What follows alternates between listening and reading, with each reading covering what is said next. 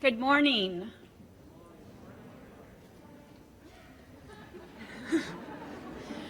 Welcome to the Chicago Medical School Class of 2024 White Coat and Transition Ceremony.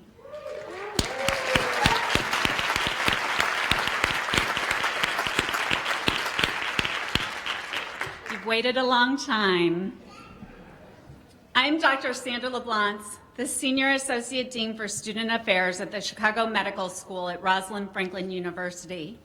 I welcome you all, students, family, friends, faculty, staff, and administration to this wonderful celebration. It is with great honor that I stand before this class of medical students who have chosen the noble path of becoming a physician and who will provide care and healing to others. Whoa. And that's a powerful message. As members of the CMS class of 2024, you have faced unprecedented challenges in the wake of a global pandemic. You have encountered the pressures of a changing world while your opportunities for physically engaging and learning with each other and your faculty have been limited. Your ability to adapt and persevere has been challenged. Yet, you have shown great resilience, accepting the challenges of our current world, selflessly stepping up to ensure a future of health and well-being for others.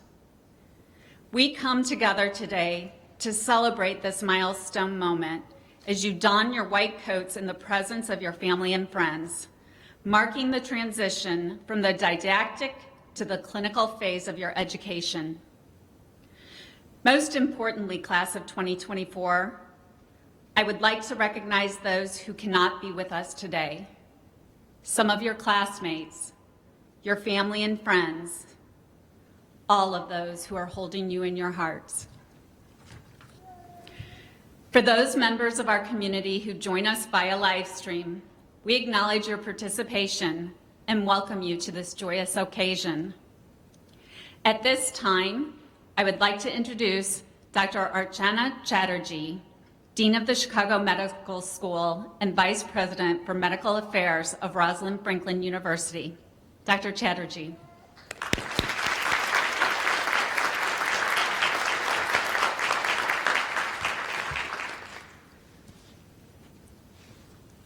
Good morning, CMS class of 2024.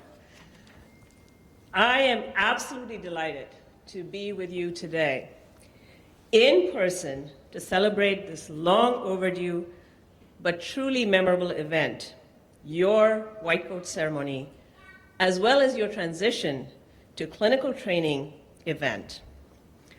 My heartfelt welcome also to your family and friends who are gathered here with us today and who are watching through live stream. Today's White Coat and Transition ceremony is a unique one. Typically held during the first week of entering medical school, the pandemic and our need for your safety delayed this deeply symbolic ceremony of the investiture of the White Coat at the beginning of medical school for your class. You've already completed the first 2 years of your medical training. Most of you have taken your Step 1 exam and now are about to begin your clinical training. So many milestones have been achieved that I wish could have been less challenging and different for you. Beginning medical school is already a daunting life change, but to do so during a worldwide pandemic must have felt overwhelming at times. Not only did you have to quickly learn the ins and outs of attending your classes virtually, build relationships with your professors and fellow students outside of the campus environment, but special celebrations, like the White Coat ceremony, had to be postponed, which I'm sure were disappointing for your families, friends, and you. You have traveled far to arrive at this day, perhaps not only geographically, but scholastically and emotionally. You have emerged from your first 2 years and the pandemic a stronger and more resilient person. Congratulations to each of you for being here as you are on the brink of starting your clinical training and receiving your white coat with all that it represents: professionalism, caring, trust, authority, and achievement. On a lighter note, let me add one more important caveat. My former dean, Dr. Mary Nettleman, liked to say at the ceremony that the white coat is not Superman's cape, but is a reminder to us all to remain humble, even as we don this symbol of being recognized as a physician. As you embark on your clinical training, remember that medicine will require your leadership, strength, flexibility, and sacrifice to manage the uncertainties ahead. Keep your mind open and engaged as you accept these new challenges. They're all connected to caring for your fellow human beings. Your connection to others and the ability to listen, empathize, think critically, earn your patient's trust, communicate, and work with others is as important as the knowledge you have gained over the past 2 years. As you immerse yourself in your clinical education, please remember to care for yourself physically, mentally, emotionally, spiritually, and pay attention to your own well-being. If you are mindful, efficient, and willing to reach out for help, you will be successful in finding a good balance between the rigors of your clinical experiences and your personal life. This is critical to your success as a future doctor. Our CMS and RFU community will continue to support you as you move through your clinical rotations.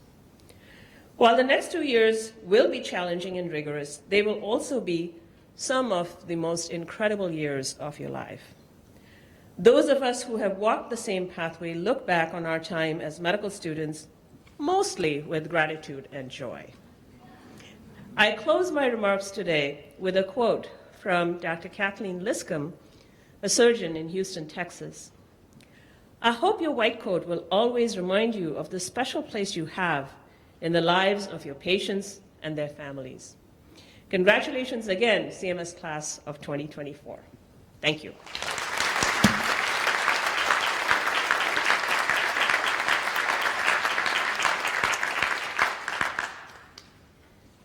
Thank you, Dr. Chatterjee.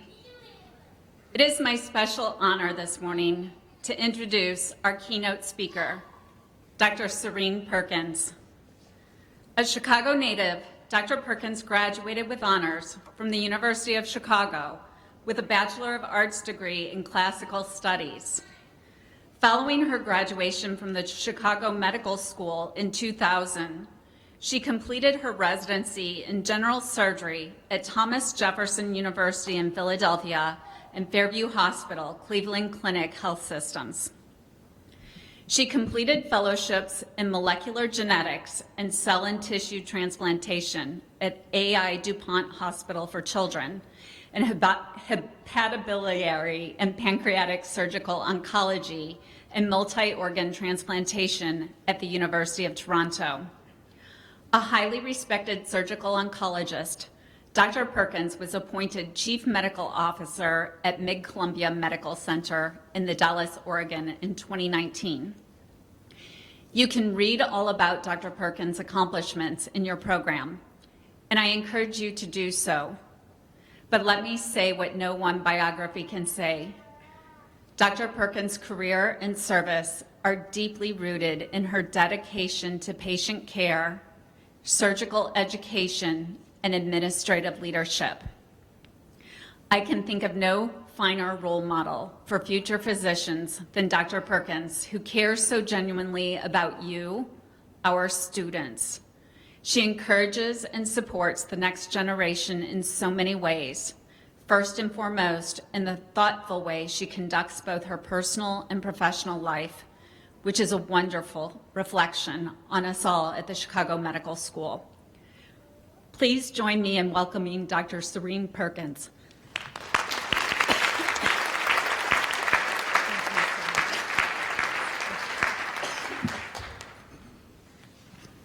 Thank you for that wonderful introduction.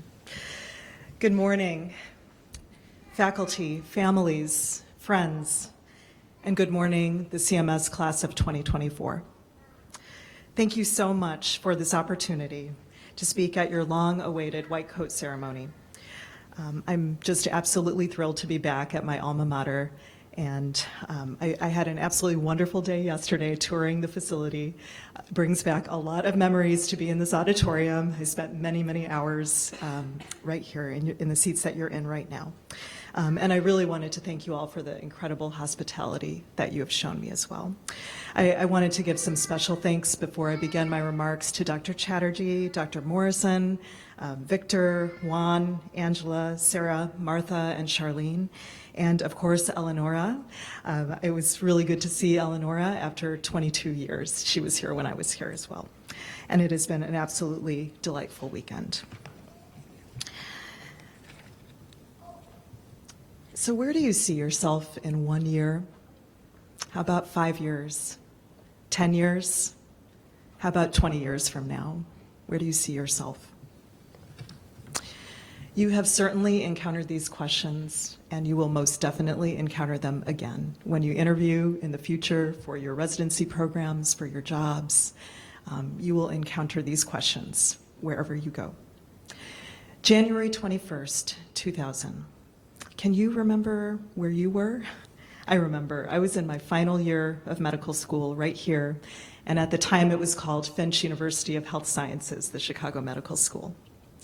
And if you asked me on January 21st, 2000, where I thought that I would be in 20 years, it would not be chief medical officer of a hospital in the state of Oregon. And on that date, we learned the sobering news that the first case of COVID-19 had been confirmed in the United States. Fast forward a couple of months to March 13th, 2000, match day. 20 years ago, I opened the letter that would launch me into my destiny as a surgeon. 20 years from this day, I would be opening, rather than a letter, incident command at my hospital for what would become a global pandemic. 20 years ago, nothing could have prepared me for that moment or helped me to predict what my future would hold. Yet every experience that I have had in the practice of medicine, even when it did not make sense to me at the time, was a piece in the puzzle of my career as a physician and surgeon. Although I could not see the big picture at any particular point in time, at times I could not see the forest for the trees. I questioned the purpose of everything.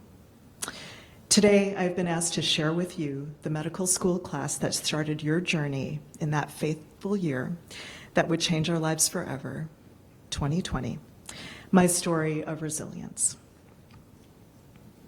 When I considered what I would share with you today, I searched for wisdom in the influenza epidemic of a century ago. But having a dean who is an infectious disease specialist means that you are all well-versed in epidemics, I am sure. Instead, I encourage you to look up influenzaarchive.org on your own, specifically the great city of Chicago's experience, and how the Great Lakes Naval Training Station was affected at that time. There is really fascinating history right here in your own backyard. So back to March 2nd, 2020, the day that we opened Incident Command for the COVID-19 situation at my hospital in Oregon. I happen to have a daily calendar of leadership quotes. And on that day, March 2nd, 2020, the quote of the day was from Black French author Alexandre Dumas. Quote, "All human wisdom is summed up in 2 words, wait and hope." Wait patiently. Hope patiently. Isn't this exactly the opposite of how we are trained as physicians and surgeons? We are trained not to wait, but to respond immediately, to resolve the problem expeditiously, and knowing that hope is not a strategy. We can share a prognosis, but can we share hope? Yet, isn't this what our patients must do when they encounter the unexpected, the unwanted illness? The word patient, as it pertains to a medical patient, was really only brought into use in the late 14th century. But I want you to always remember, future physicians and surgeons, that your patients will be waiting and hoping patiently on you. As you enter your clinical years, I urge you to remember that there is no greater privilege than the practice of medicine. This is because you will have the privilege, the right, the benefit, and the advantage of being present with complete strangers at the beginning and at the end of their lives. You'll deliver babies, and you'll determine the time and the cause for death. And it is likely that these experiences may happen even on the same day. At the beginning of life, one can only create memories. At the end of life, one only has memories on which to reflect. Today, I'll share with you a few of my most treasured memories from 20 years as a surgeon. I told you already about the year 2000 when I matched into general surgery residency. I felt exhilaration and trepidation at the same time. I had no idea what would lie ahead on this journey. In 2001, I was in the operating room on the day 9/11 happened, a day that would alter the course of our country's history. As we shut down the OR, we watched on television government buildings under continued attack. We were afraid, and we had no idea what would lie ahead for us, for our country. In 2002, I attempted a difficult dialysis catheter placement in a patient with renal failure and failed. I wanted to quit that day, and not because of one failure, but because I was losing faith in myself. I doubted myself. I was unable to see my purpose. And at the moment that I was leaving the room, my patient told me that God did not make a mistake when he called me into this profession. It was exactly what I needed to hear, and it was the sign I needed to continue to wait, to hope, although I was unable to help him, and I certainly would not know what would lie ahead for him or for me.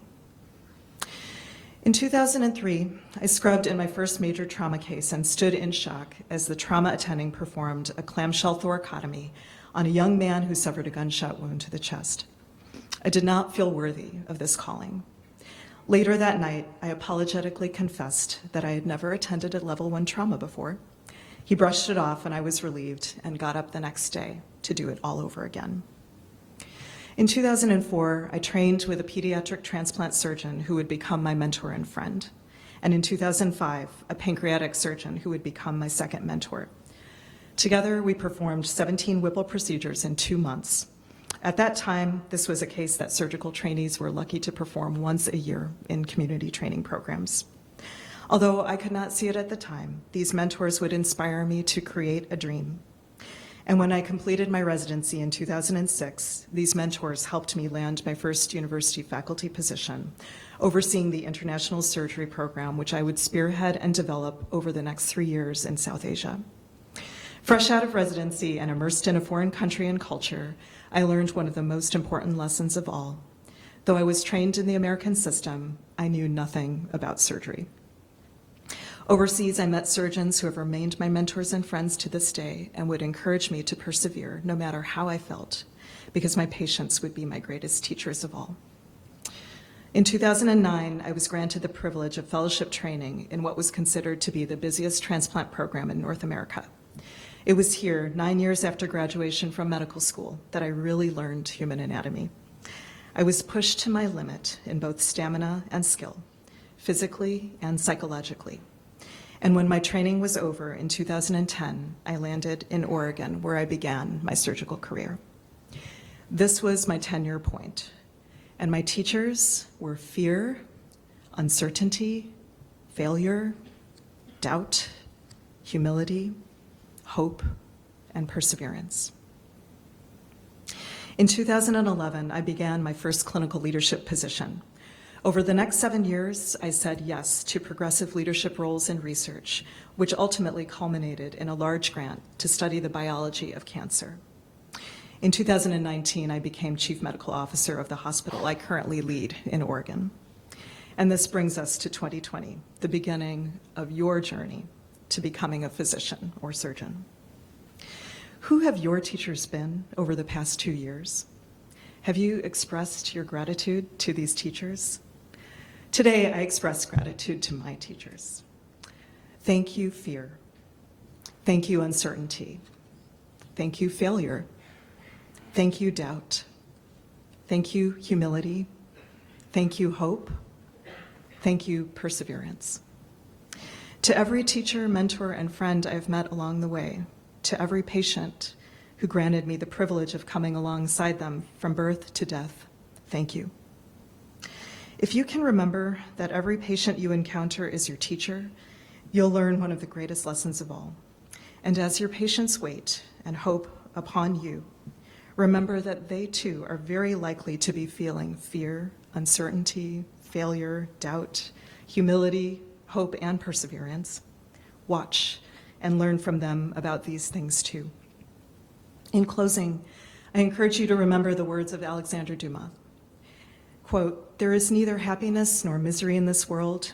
There's only the comparison of one state with another, nothing more. He who has felt the deepest grief is best able to experience supreme happiness. We must have felt what it is to die, that we may appreciate the enjoyments of life.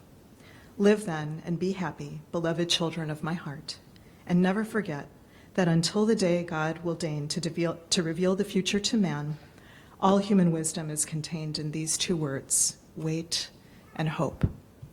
And my last piece of advice to you today is, and if it's possible for you, please call your mom on Mother's Day and say thank you to her for bringing you into life and giving you life. Thank you.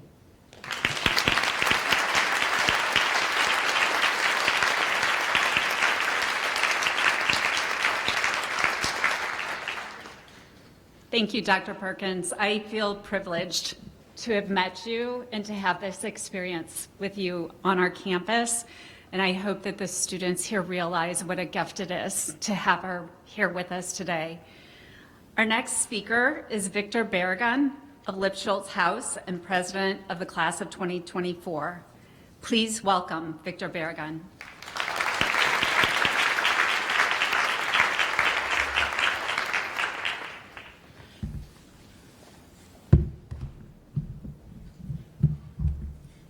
Hello, everybody. Give me just a moment. So, esteemed guests, colleagues, and distinguished faculty and staff, I welcome you to our class of 2024 White Coat and Transition Ceremony. We've been waiting a long time for this, as you all know. My name is Victor Berg, and I'm honored to be here speaking with you and to be the class president for my class. I will begin with an anecdotal note about a historical event that changed the path of medicine. Here on the screen, you can see a painting by Thomas Eakin. This was in 1875, and back in those days, you can see that everyone was wearing black, donning black, and the painter was commissioned to paint Dr. Gross in one of his lectures. And you can see that in the background, there's someone shielding their face, and procedures like this normally ended in death and were inevitably solemn. And the attire matched that. And black was the color that they would wear. And black is a symbol still of formality, like boring business meetings or attire of funerals, which is, tragedy and death as well. And then in just a few short years, in the next image, the same artist was commissioned to paint a retiring anatomist at the Philadelphia School of Medicine. And this is only just a couple years change. And what has changed since then was that a British surgeon by the name of Dr. Joseph Lister had incorporated the controversial theory of germ theory into surgical practice that changed patient outcomes for years and years to come and the path of medicine. So in a very short period of time, someone was able to champion change, champion and challenge the establishment of medicine to give patients better outcomes, to move medicine forward, and to incorporate and work with others. You could also see here, this was a mastectomy that was happening. There was a nurse now in the painting as well, interprofessionalism, a little plug for RFU. Now, the white coats now here are a hallmark of sterility with a symbol of change and hope and the advancements of aseptic practices. In only a few years, rooms were quite literally the opposites. These images, the reason I wanted to discuss this anecdotal historical change in medicine is these images mirror a contemporary state of medicine in which we are on the precipice of change. Not only is there an increase in the awareness of healthcare disparities, but also actions taken to correct them. That excites me. Also, the talk of mental health and making sure that we are in a really good state of health to treat the patients that we want to also be in a good state of health. As I sit here in Rose Auditorium and take a look around and see my colleagues from the class of 2024, I can say that without a doubt there's many Dr. Joseph Blisters amongst us. Anna Gomez, who is a tireless worker, a champion for change.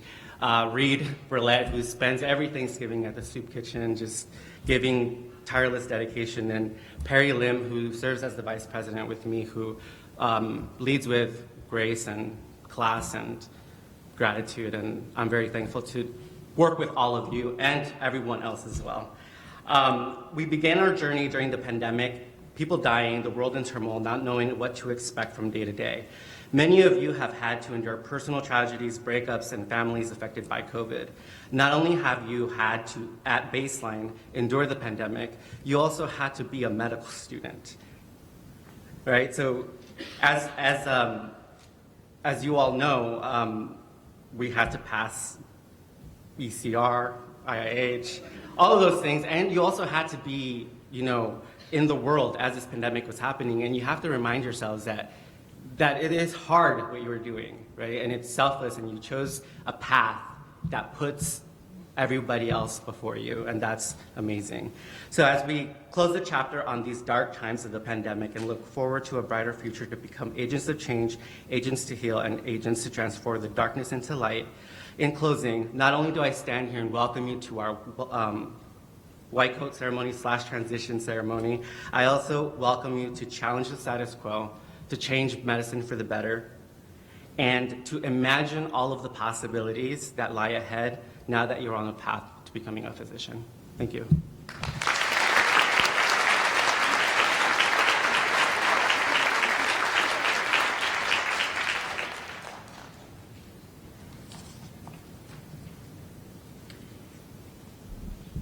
Thank you, Victor.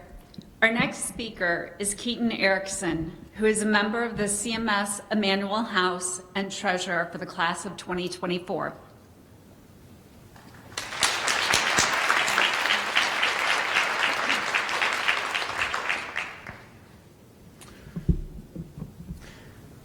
One second. On the eve of my brother's birthday 4 years ago, my little brother did something he'd never done before. I was visiting home from college for Thanksgiving, and we were sitting at the bottom of the stairs playing with some toys. Going back and forth, I was playing as the T-Rex, and he was playing as his treasured elephant squad. And for some time we played like this. And then all of a sudden, he paused, looked at me, and extended one of his elephants.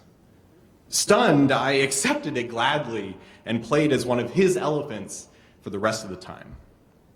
See, my younger brother has autism spectrum disorder, and at this point in his life, he had a mild, but teetering on the edge of obsessive fascination with elephants. They were his life. He had elephant posters, elephant printed blankets, elephant related books, and most importantly, his squad of elephant figurines. So in that moment, that offer meant more than words could describe. It was certainly a symbol of love, of brotherhood, of trust. Now, to the unaware observer, this offer would appear to be no more than a kind gesture, maybe one of expected social behavior, of sharing. But to me, this symbol was incredibly meaningful. Now, I believe this story speaks very directly to the nuance of symbols, in so that they are inherently personal. One symbol, whether it be an object, picture, or event, almost certainly means something different to each individual. And this undoubtedly is the case when we consider the meaning of the white coat. Now, when I reflect on my short time in medicine, my perception of the white coat has changed incredibly. As a certified nursing assistant working on a medical surgical unit, I always viewed those walking the halls, having donned their white coats, as the intelligent leaders of medical care within the hospital, and I desperately wanted to be them. The white coat served as an identifying symbol, where I could see that piece of clothing and immediately note what role they played within the walls of that hospital. Now, flash forward 2 years, and I'm suddenly starting medical school. I've attained that first iteration of what I aspired to be professionally. I'm finally heading down this medicine path, and in 4 short years, I'll be treating patients. Gosh. Well, the self-fulfilling reflection wasn't quite this simple. In the midst of this global pandemic, I first put my white coat on in my apartment 15 minutes before a required ECR Zoom session. It was incredibly easy to become quite disillusioned with this previously superbly important symbol of mine. And not only that, but feelings of personal inadequacy were strong and seemingly unavoidable. It was the first time in my life that when I looked into my future, I wasn't certain. I wasn't certain that I deserved it, that I was meant to be a physician. Simply put, imposter syndrome creeped into my life and poisoned this strong symbol of mine, the one that I was now finally permitted to wear. It wasn't until I found my niche within the medical horizon that I began to finally again agree with my future intentions. Entering into medical school, I didn't know exactly where I would land as far as my future specialty was concerned, but I did know that I loved emergency medicine, intensive care, and interventional radiology. But little did I know at that point, and as many of you may know, none of these would be my future path. It quickly became apparent during my first year of medical school that my place in this medical system was behind a microscope. Pathology is almost certainly my chosen specialty, and after realizing and embracing this, I could once again see myself wearing this white coat, embodying this symbol wholeheartedly. I now see myself as a future pathologist, working towards efficient diagnostic and scientific accuracy within the medical landscape, and all the while wearing the symbol of physicians, the white coat. But what I've realized since that first moment in my apartment is that symbols and their meanings are demonstrably personal and fluid. Just like my brother offering his elephant for me to take, the white coat must mean different things to different people at different times. I know that I speak for most of us here when I say that the past 2 years have revealed things about medicine and the systems in which it exists that have made me pause and question. But as we make this transition to learning the practice of medicine through our clerkships, I want to leave you with one message. How we view symbols, like the white coat, is up for our interpretation. And although we may have had, or presently do have, reservations or mixed feelings about the white coat, we can choose to see it differently. I hope that we are able to view this symbol as one of transition, of dedication, of responsibility, of duty, of trust. Thank you.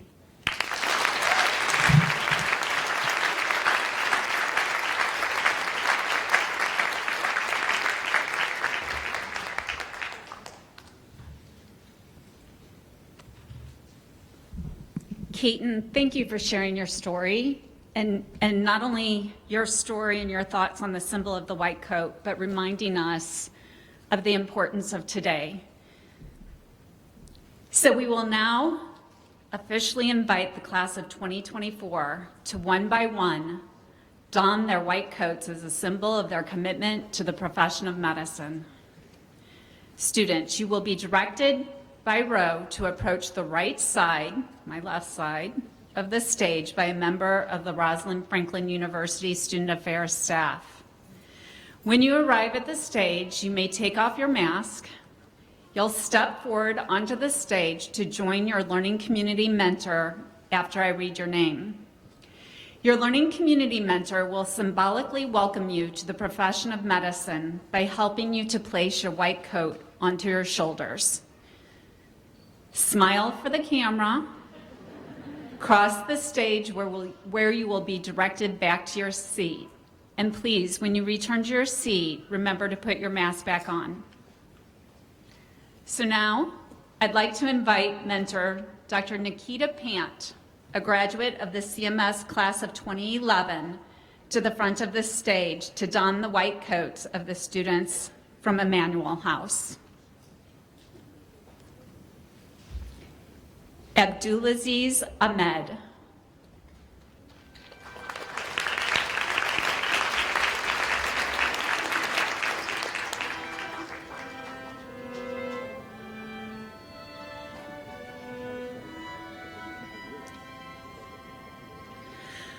Murad Alastaz.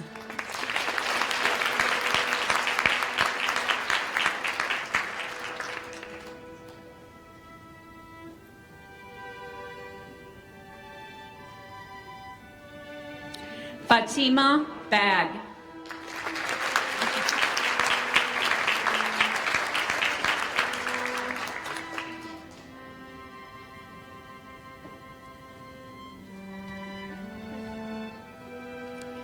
Abhinav Birja.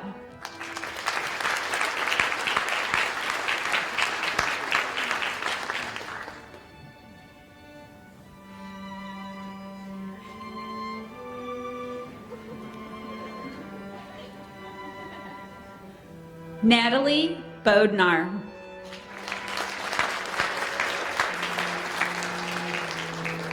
Allison Chen.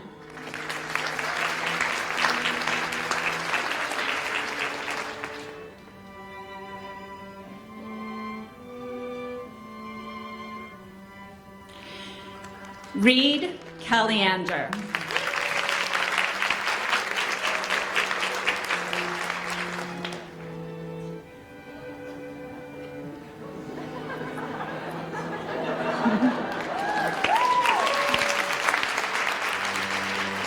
Danielle Desjardins.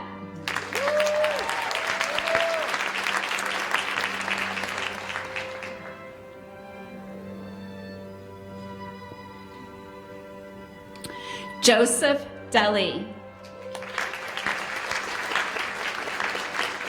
Rachel Durbin.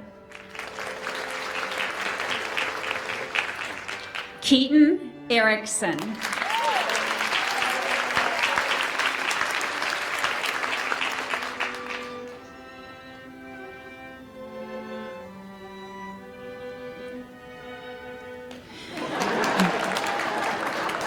Rihanna Flores.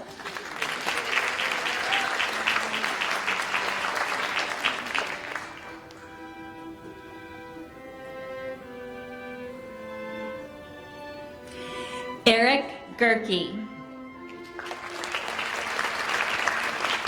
Anna Gomez.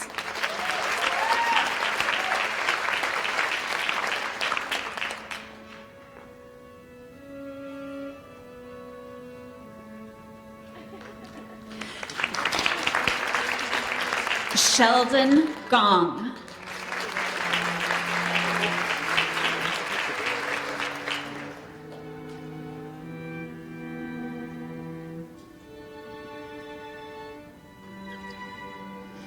Anissa Hakim.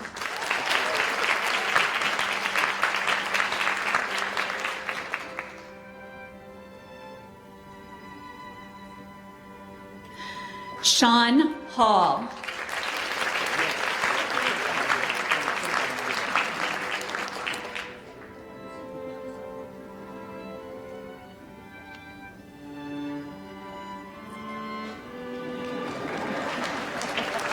Irene Harutyanyan.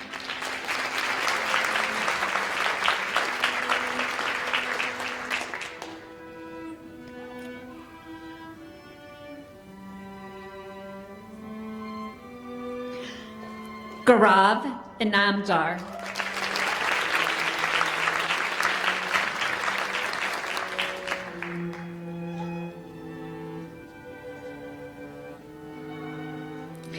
Devondre Juzang.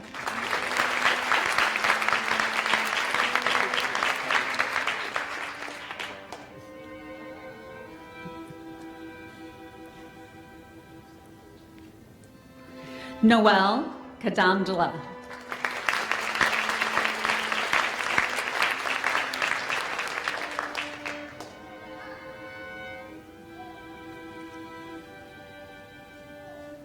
Morgan Kemmerling.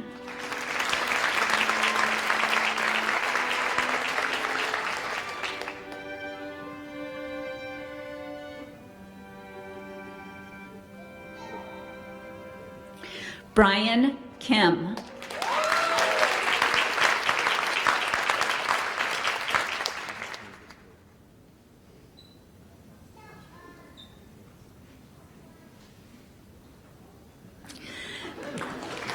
Melanie Clement.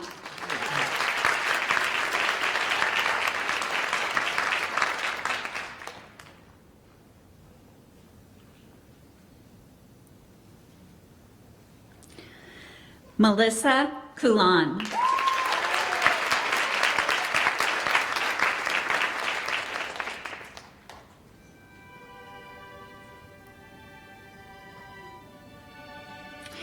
Jonathan Lalazari.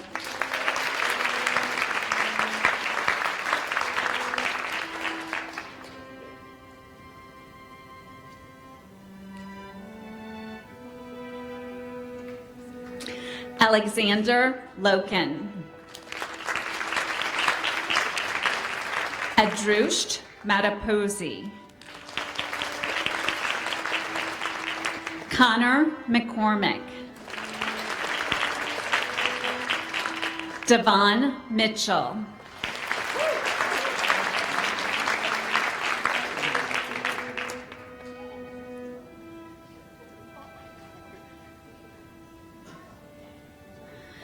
Aman Mohapatra.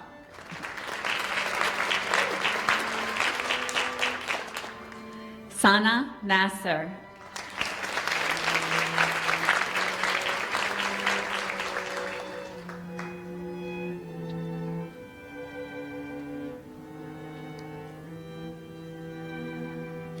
Mitchell Peel.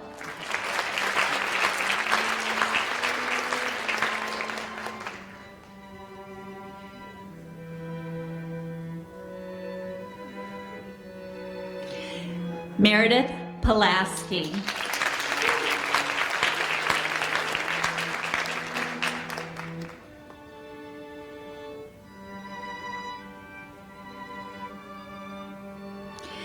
Abigail Pont.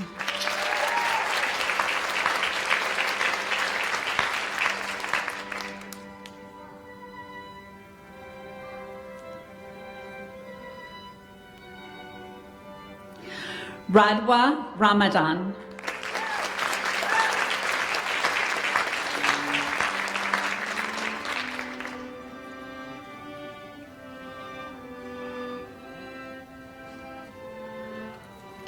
Sarah Regali. Cole Robley.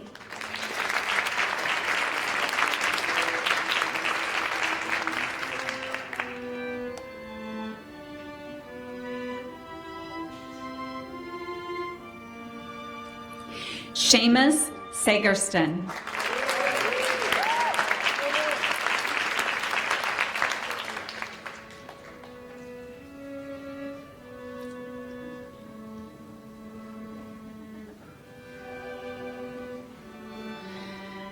Tiffany Shu.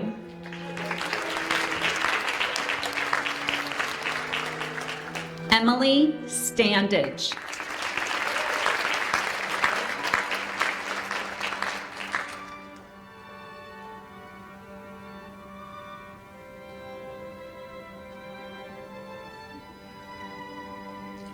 Dylan Tukey.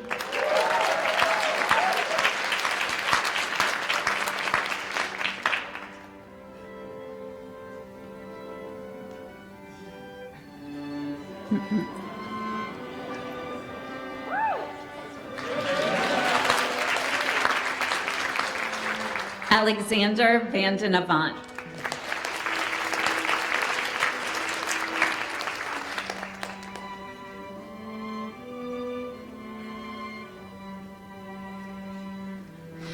Govind Verma.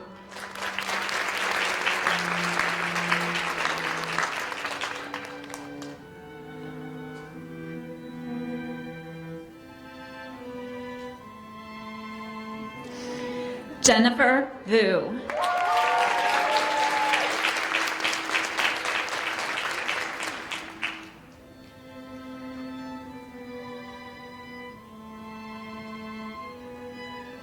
Young Sun Wan.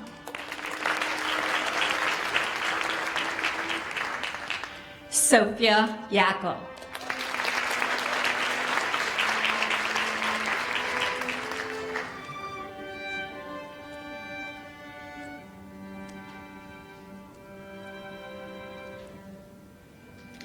Congratulations, Emmanuel House.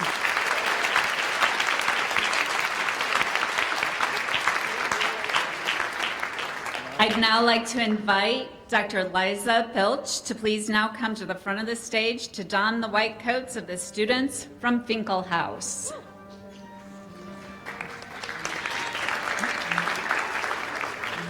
Amin Alela. Sarah Aurora.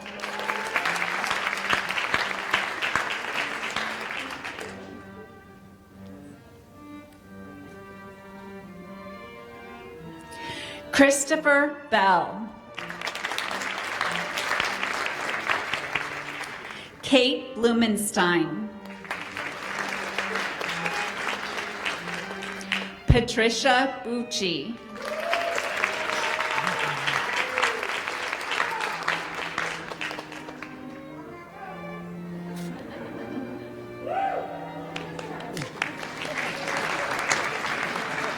Alex Chen.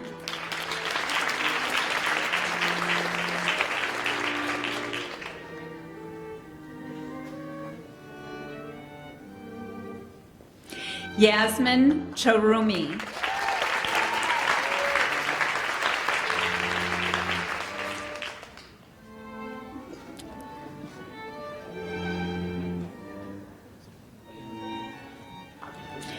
Ashby DeButts.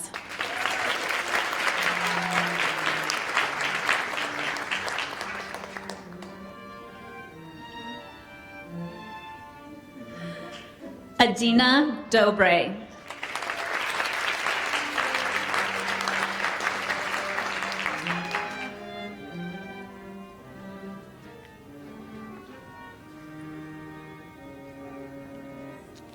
George Duncan.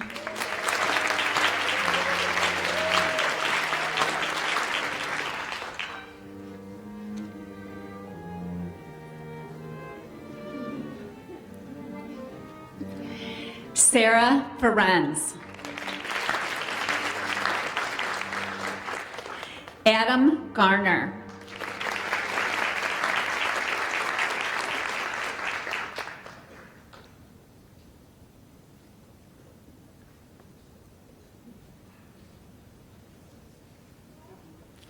Sahand Golistan.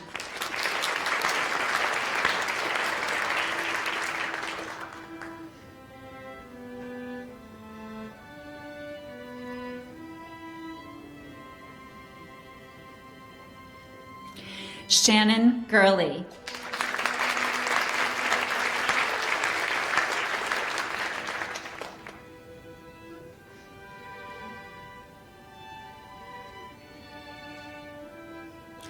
Zane Haydar.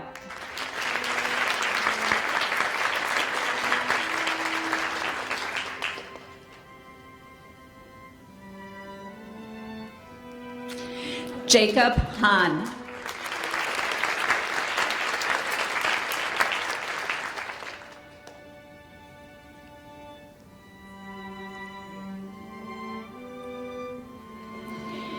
Suvan Haku.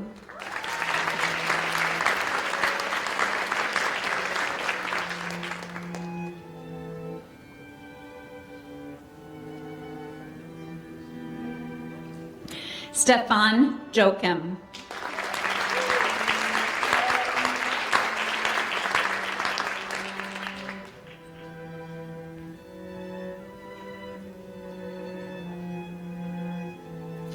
Madison Kaufman.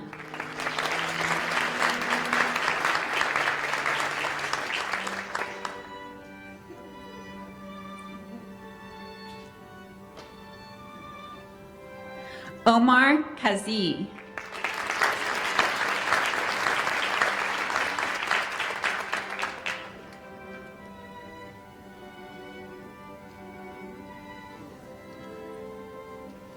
Angela Kim.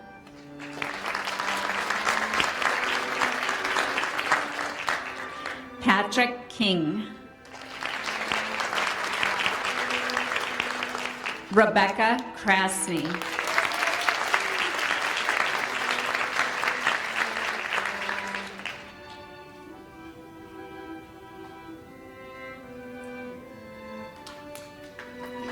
Abby Kraus.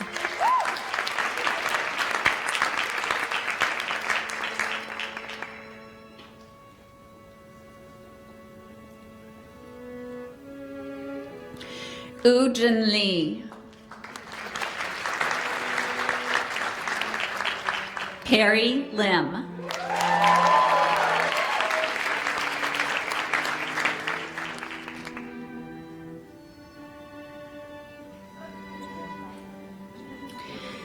Sherry Liu.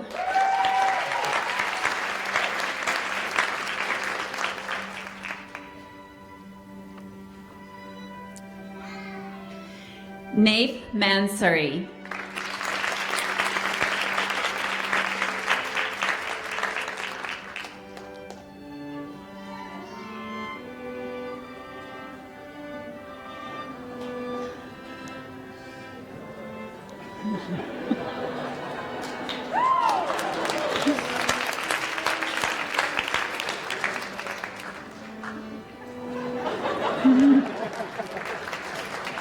Amy Marr. Emily Marachnik.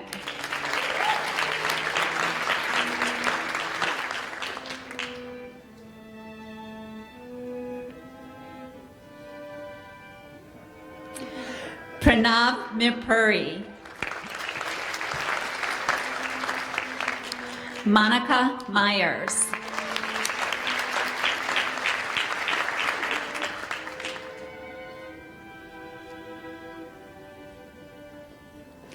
Favor Oladipupo.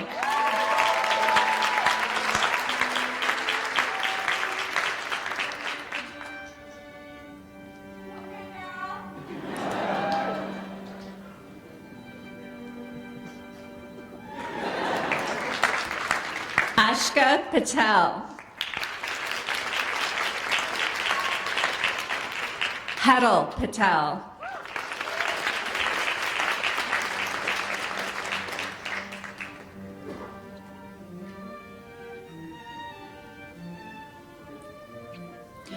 Rohan Pisharodi.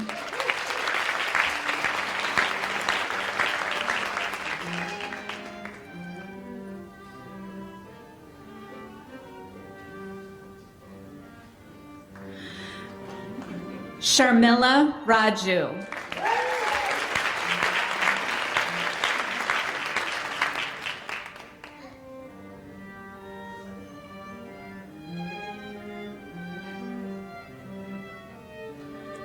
Aaron Siborowski.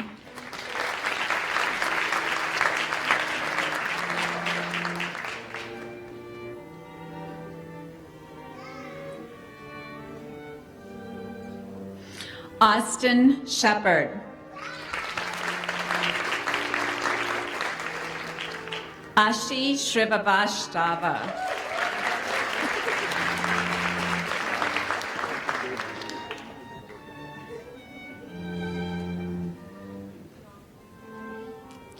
Matthew Thomas.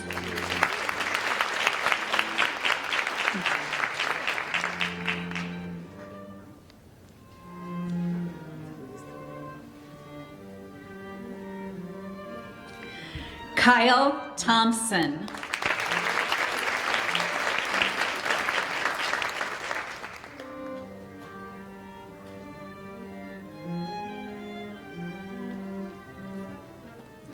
Elizabeth Tran.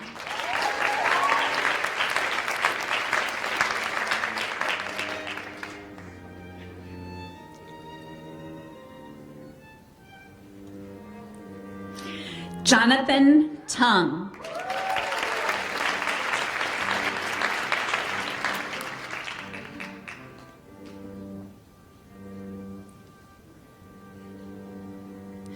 Bradley Wadarai.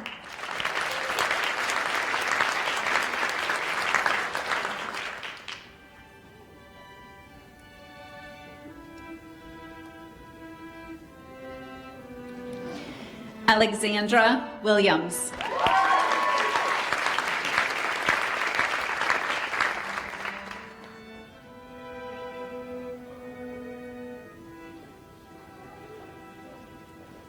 Stephen Joe.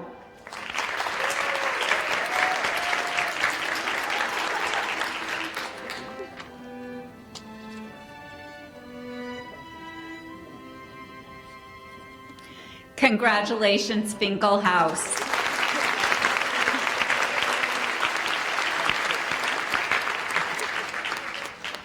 Next are the students from Lipschultz House, who will receive their coat from Learning Community Mentor, Dr. Amanda Lund.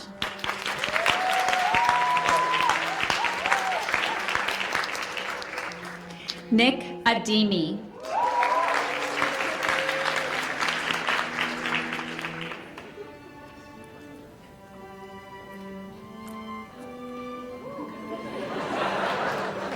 Fahed Al-Rafadi.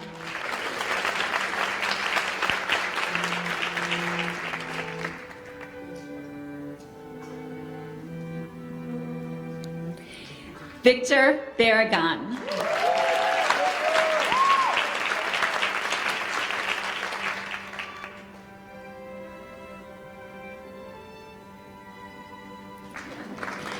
Travis Beisheim. Olivia Blumenstein.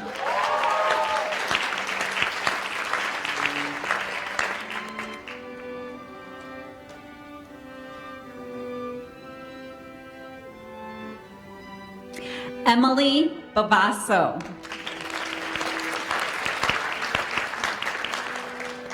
Thomas Brundage.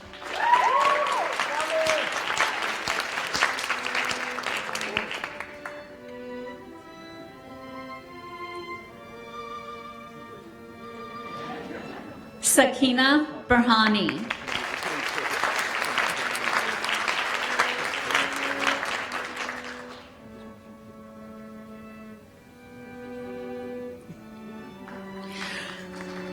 Robert DeBlander III.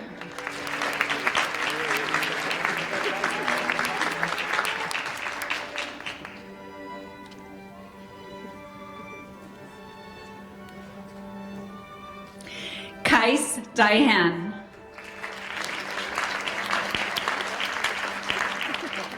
Laura DeVirgilio.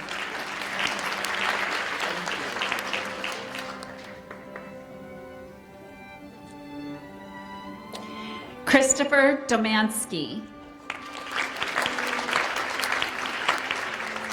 Vanessa Fan. Matthew Gabriel.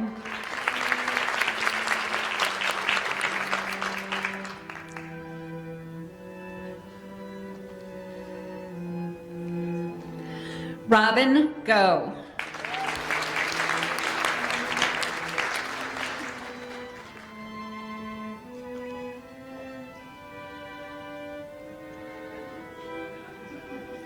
Rashika Goyal.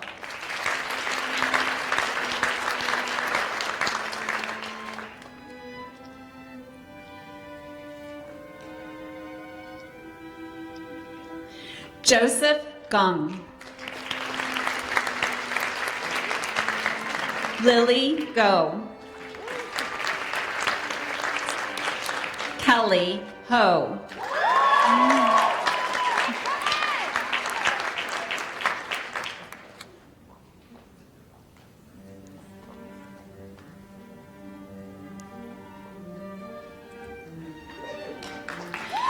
John Hoy.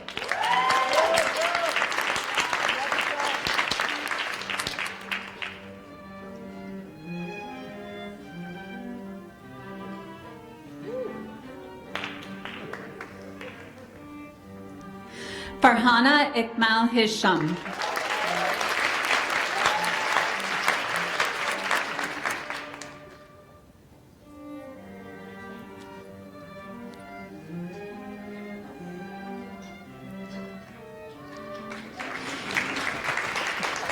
Kate Just.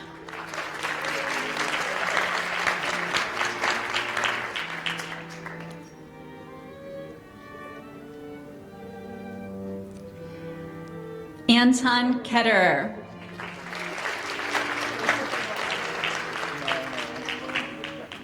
Natalie Kirazel.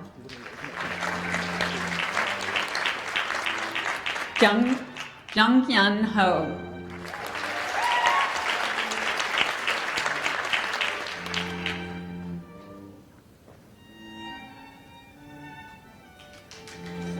Hillary Lai.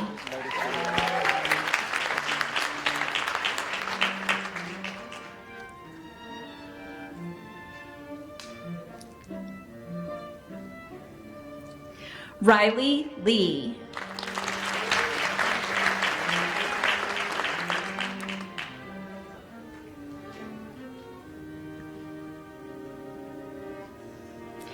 Chelsea Liu.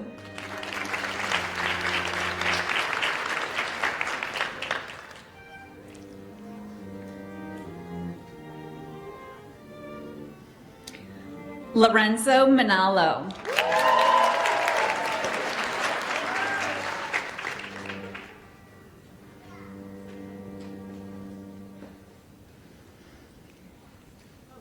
Gina Martini. Benjamin Miller. Morgan Rose.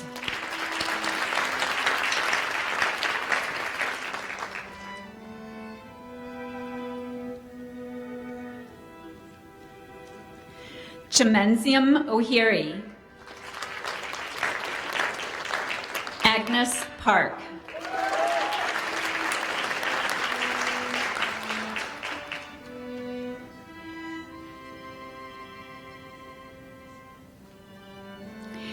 Sarah Parniani.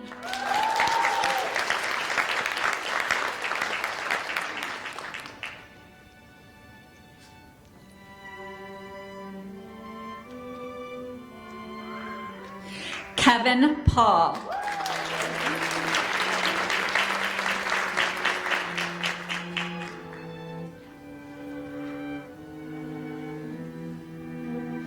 Emily Quinn.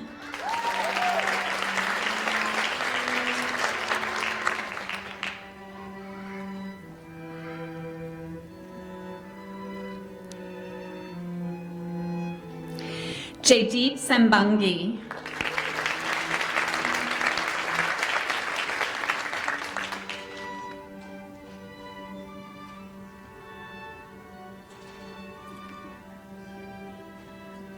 Madeline Scholes. Rishabh Sharma.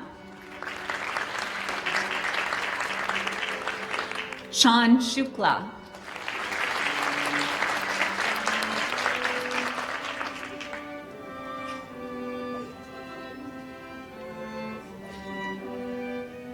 Emma Steffer.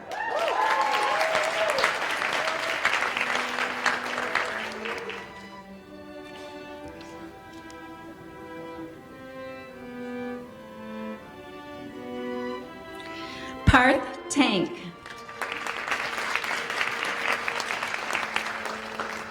Yasushi Sumayama. Tejashri Venkatesh.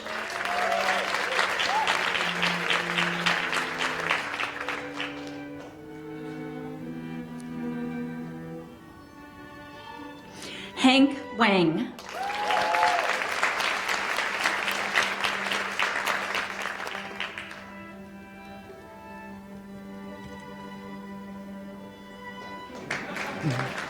Mohammed Yaqub. Congratulations, Lipschultz House.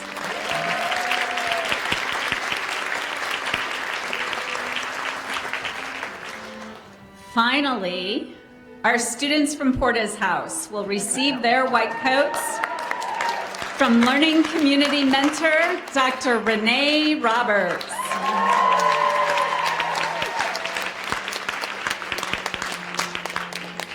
Faustina Adams.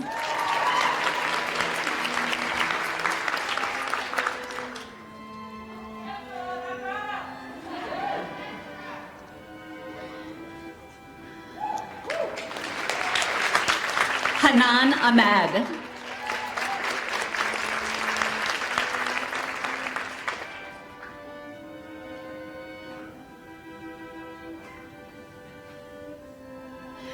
Aisha Ahmed.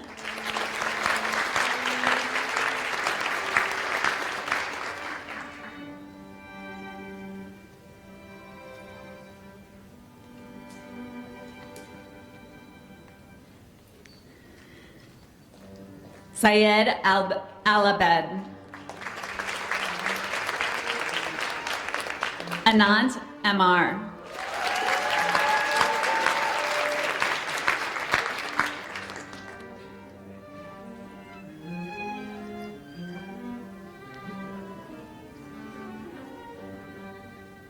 Kylie Barnes.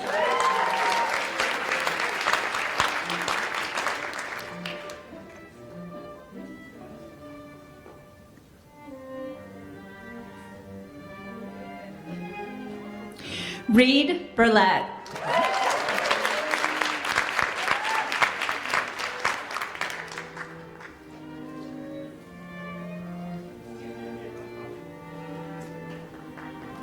Daniel Borsak.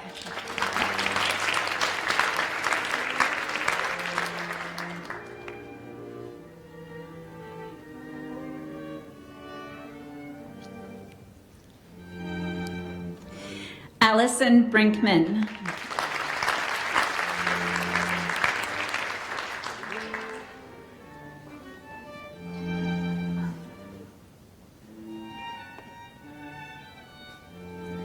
Christopher Cutler. Soneet Dillon. Sarah Diab.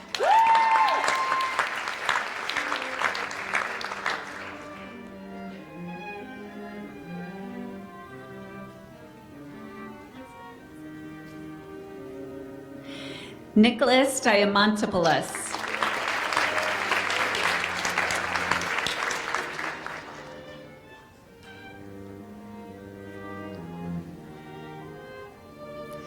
Kaylin Eckhart.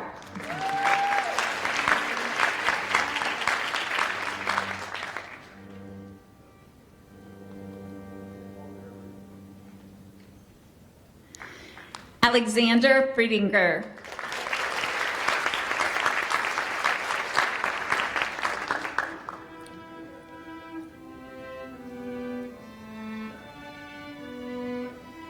Shansa Gadam.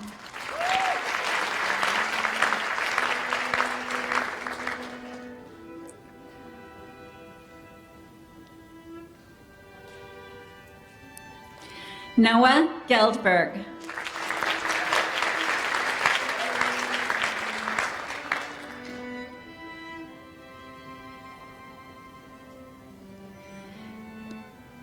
Courtney Gray.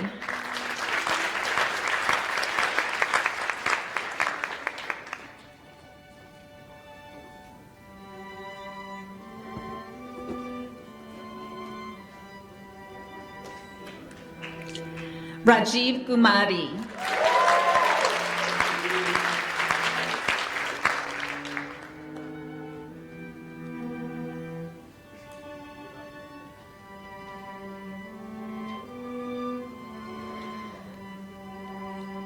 Amanda Hamill.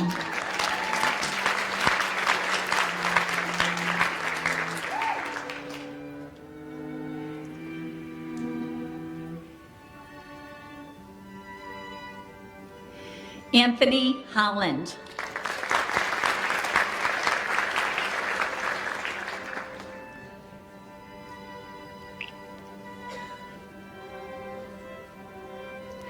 Varsha John. Alexander Casimir.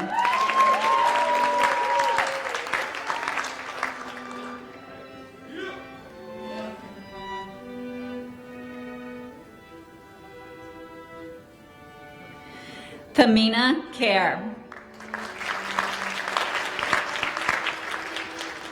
Anika Khan.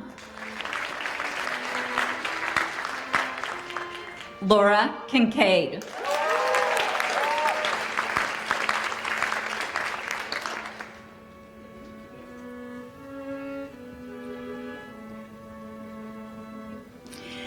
Kayleen Knoll.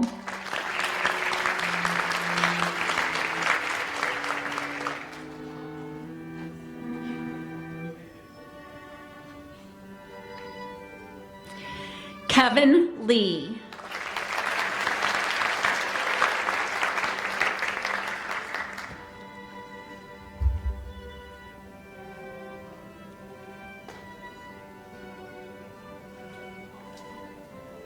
Mei Lai.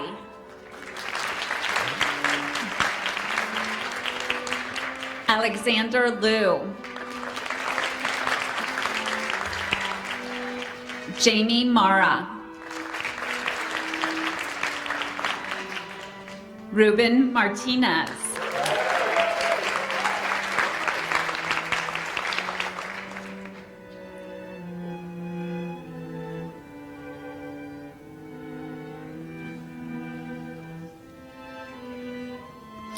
Eric Metatal.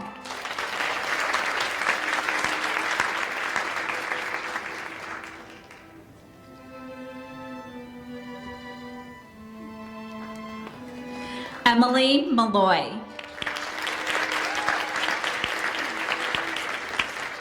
Colin Nietzsche.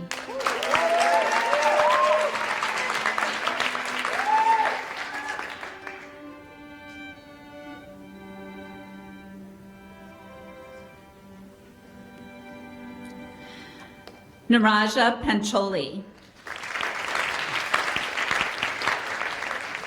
Gian Park.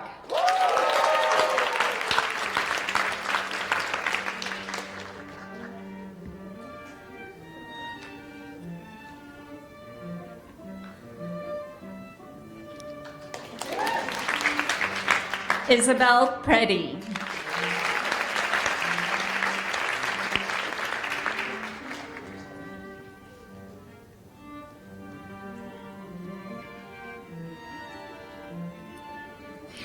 Gregory Rognon. Zoe Rubb.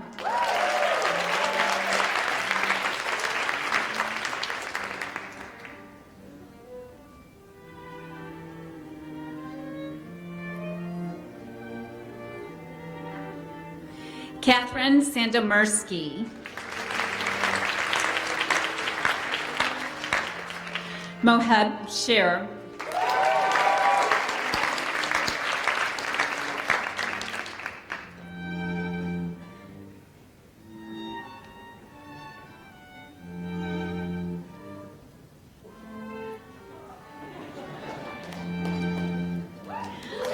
Eliza Siddiqui.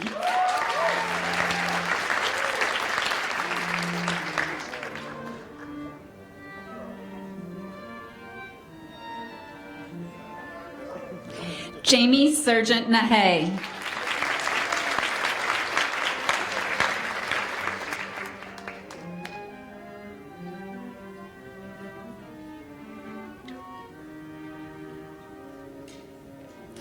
Marcellus Singh. Meryl Bidet.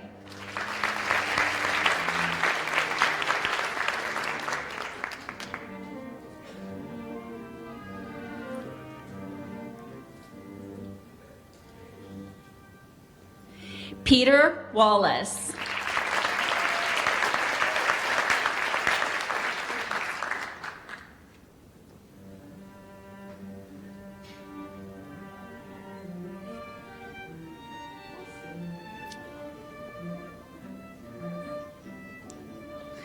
Landon Wood.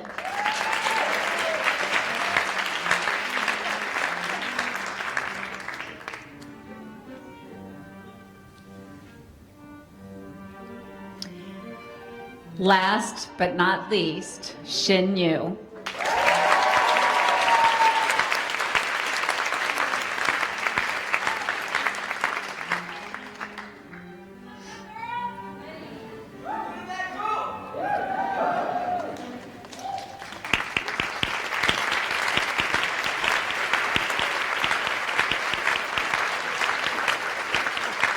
Congratulations, Chicago Medical School class of 2024.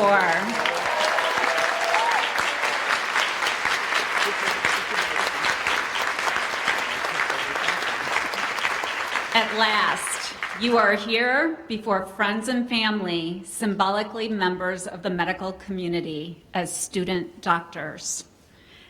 At this time, I would like to invite Dr. Perkins to lead our class of 2024 in reciting the Oath of Geneva. Dr. Perkins.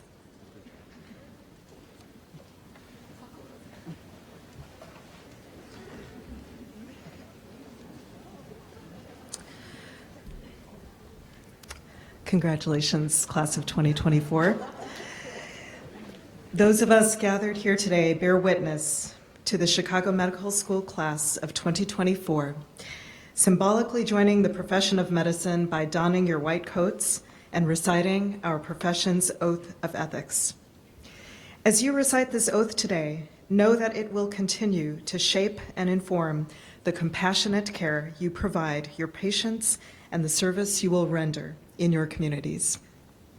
I invite the CMS class of 24 to please stand and recite the Oath of Geneva.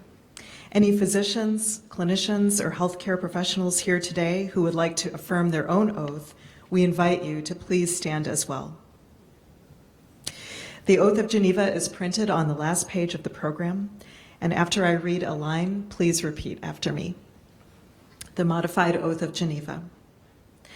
At the time of being admitted as a member of a healthcare profession, I solemnly pledge myself to the service of humanity.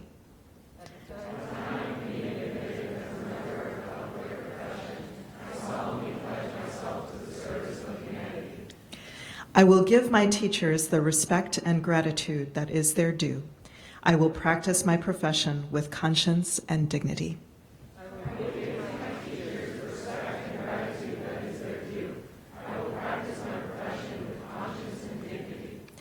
The health of my patient will be my first consideration.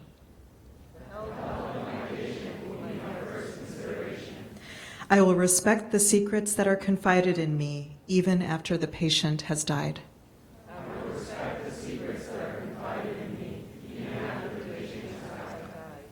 I will maintain by all the means in my power the honor and the noble traditions of my profession.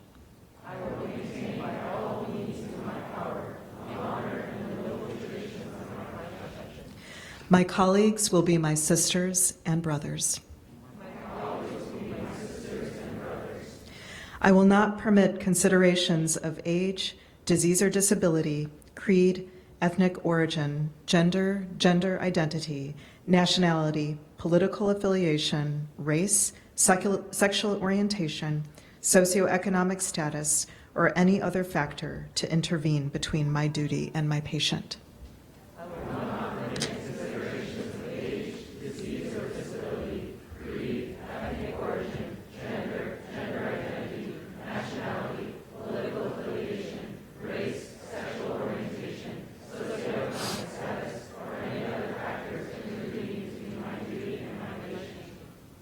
I will maintain the utmost respect for human life. I will not use my knowledge to violate human rights and civil liberties, even under threat.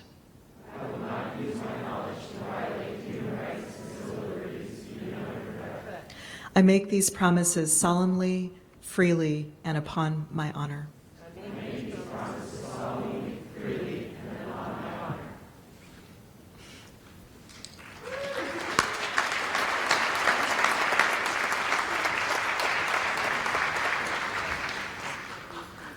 Thank you, Dr. Perkins. Class of 2024, today marks your commitment to learning the art and practice of medicine for your patients.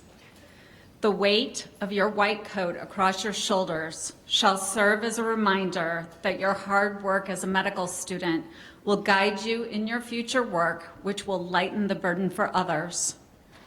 Over 9,000 CMS alumni, those graduates who have preceded you on this educational journey of becoming a physician, will be with you throughout this journey. As a sign of their belief in you, they have generously provided the white coats that you wear as a way of welcoming you to the CMS community. Following this ceremony, you will receive a gift bag from CMS. In this bag, you will find 2 publications meant to inspire you as you begin your journey towards becoming a physician. Also, you will receive in that gift bag a pin from the Arnold P. Gold Foundation to commemorate your white coat ceremony. Wear this pin on your white coat to remind you of the continuous bond of trust, respect, and communication that connects you to your patient when humanism is at the core of your care. As we close this happy occasion, I ask that the stage party exit the stage, followed by the members of the CMS Class of 2024. We will proceed to the Circle Drive immediately following the ceremony for a class photo on the front steps to the main entrance.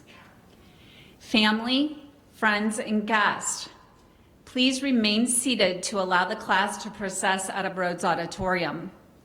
While the class photo is being taken, please move to the DNA Cafe where you can connect with your students.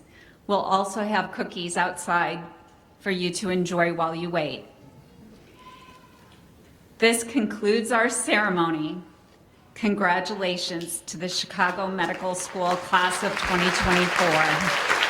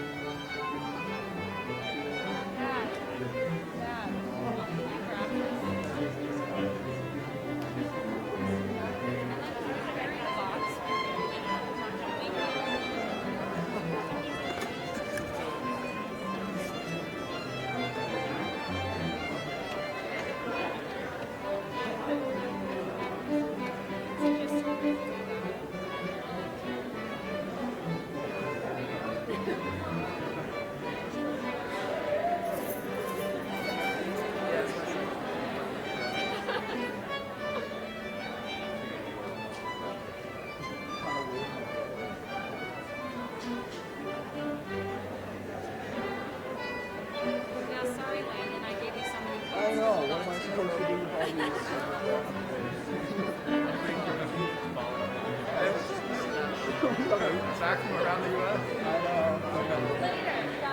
Best part from last, Chicago.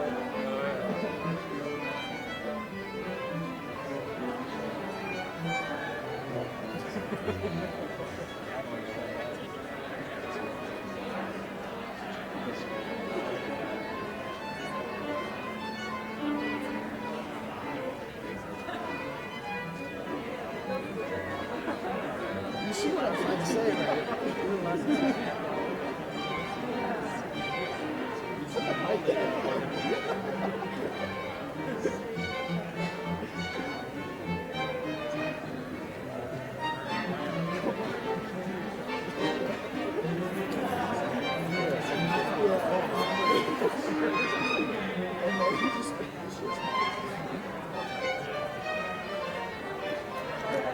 I guess it would have been a lot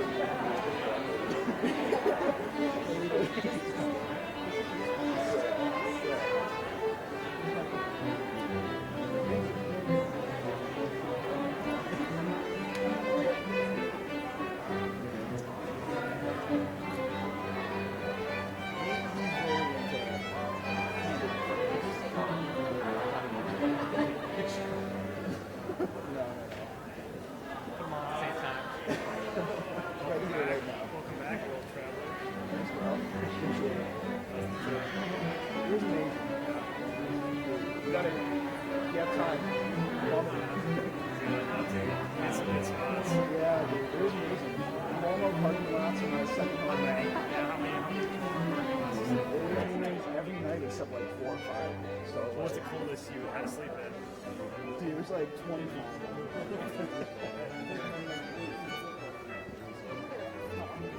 I slept in my car for I got slept in my front place.